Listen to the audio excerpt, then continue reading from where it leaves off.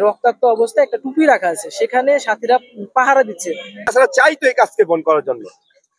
এটা তো ভাই আপনাকে প্রকাশ্য দিব না, হ্যাঁ গোপনে দিবে। আর এটা আমরা কাম্য ছিল না যে তার সাথে আমরা ঝগড়া করি। এটাই আসলে মূল ঘটনা। আমরা তো আসলে ঝগড়া করতে আসি না এখানে। মোলামারা তো হলো নাম ভাঙে, এখন আমাদের হলো সন্ত্রাসী কার্যকলাপ শুরু করে। এভাবে করিয়া তারা দিন কাম করতে আইছে। ইবলিস শয়তান এসব কাজকে বাধা দেয়। কবজিয়া তাদেরকে ক্ষত বিক্ষত করছে, প্রত্যেকের হাতে ছিল সব চাপানি আর দাহান সেনা, এইগুলো দিয়ে তারা ঢুকিয়া এভাবে করিয়া তারা দিন কাম করতে আইছে। হ্যাঁ অনেকটি মার্বেল আছে, ওই যে বুঝছেন তো ড্রিম খেলেন আমরা ছোটবেলায় খেলি, ওই এটার মধ্যে এত রাখছে, তারপরে আপনার ইট রাখছে।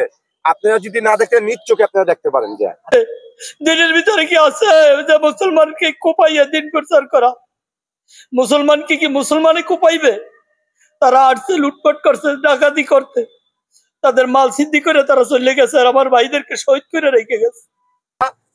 হইতে পারে ইহুদি নাসারাদের টাকা পয়সা নিয়ে এই কাজকে বন্ধ করতেছে ভাই। এটা তো ভাই আপনাকে প্রকাশ্য দিব না, হ্যাঁ গোপনে দিবে। আর প্রকাশ্য কখন আপনার এটা ইয়ে হবে, তার আমল নামার মধ্যে আমল, তার আকলাকের কারণে এটা তার ধরা খাবে। কেন এই কাজকে বন্ধ করবে এক মুসলমান আরেক মুসলমান হয়ে? নিশ্চয় তার আকলাক খারাপ আছে, তিনি নিশ্চয় কিছু টাকা পয়সা নিচ্ছে, হ্যাঁ ইসলামকে বন্ধ করতে চাইতেছে। এই দাওয়াতের গাছ বন্ধ হয়ে যেতে পারলে ধরেন আপনাদের ইহুদি নাসারাদের লাভ হবে। ইহুদি নাসারা চাই তো এই কাজকে বন্ধ করার জন্য। মহল্লা থেকে ফোন আসছে যে ওনারা নাকি বলতেছে এরকম কথা যে মাঠে খুব মারামারি হইতেছে, হ্যাঁ ওনাদেরকে ঢুকতে দেওয়া হচ্ছে না, আমাদেরকে আমরা ঢুকতে পারছি না, এরকম অবস্থা হচ্ছে। এরকম আরো অপ্রীতিকর এরকম সংবাদ ওনারা এরকম মহল্লার মধ্যে ছড়াই ছিটা রাখতেছে। কেউ ৫-৭ জন সাথীকে সহি সালামতে এখান থেকে বের করে দিছে, কিন্তু ওনারা বলতেছে যারা বের হয়ে গেছে তারা নাকি খুব আহত এবং মার খেয়ে মাঠ থেকে ছেড়ে চলে গেছে, এরকম তাদের দাবি। সব সাথী তো ভাই এক না, হ্যাঁ মেহনত সব সাথে এক না, অনেক ধরনের সাথী থাকে।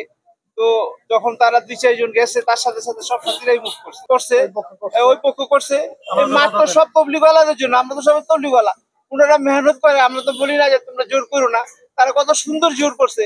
আমাদের কোনো একটা সাথী বাধা দিছে, কোনো সাথী কোনো উচ্চারণও করে নাই। এখানে থাকা অবস্থায় আওয়াজ পেলাম যে ভিতরে একটু ঝামেলা হয়েছে। তো আমরা আস্তে আস্তে দেখি যে কিছু আমাদের ভাইদের কিছু ক্ষতি হয়েছে, এতটুকুই আমাদের চোখে দেখা আর কি। হ্যাঁ এদিকে মাথা ফাটাইছে, এই জায়গা আরেকজনকে এই জায়গা মতো মারছেন। অবশ্যই ওইদিকে মার্বেল আছে, এত এই তুলি মার্বেল রাখছে ব্যাগের ভিতরে।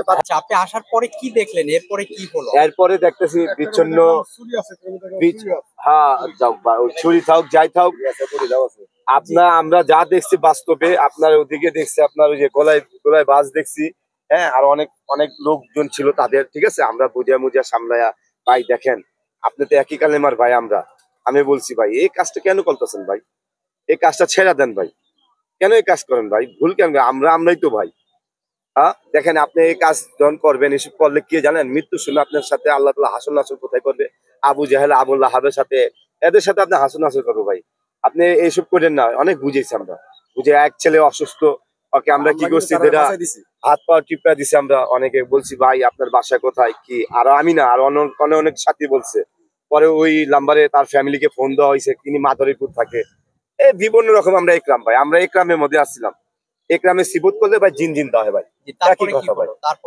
তারপরে আর কি হবে ভাই, টুকিটাকি যা হয়েছে ভাই সব তো আমি বলতে পারি না, আমার বাস্তব চোখে যা দেখছি তাই বলছি ভাই। আপনি কি দেখলেন পরে? ৩টে আপনি অবস্থান নিলেন, তারপরে কি? ৩টায় পরে দেখছি তারা আমাদের উপরে আক্রমণ করার জন্য চেষ্টা করছে, জায়গায় আপনার লাঠি ছোড়ালি আসছিল। আর অলরেডি আপনারা জানেন যাদের ভিতরে মানবতা নাই, কিছু নাই, একটা বিদ্যুৎ লোকের কিভাবে কুপায় মারতে পারে। লোকরা হলো মারছে আমাদের ভাইদের। আসলে ওরা হলো আসলে আলেম ওলামারা তো হলো নাম ভাঙে, এখন আমাদের হলো সন্ত্রাসী কার্যকলাপ শুরু করে দিচ্ছে। এখন আমরা হলো তবলিগের মেহনত করি মানুষকে হলো বাঁচানোর জন্য। ওরা যে কোন তবলিগের মেহনত করে মানুষকে মারার জন্য এই তবলিগ করে, এটা কি বুঝি না তো কিছু।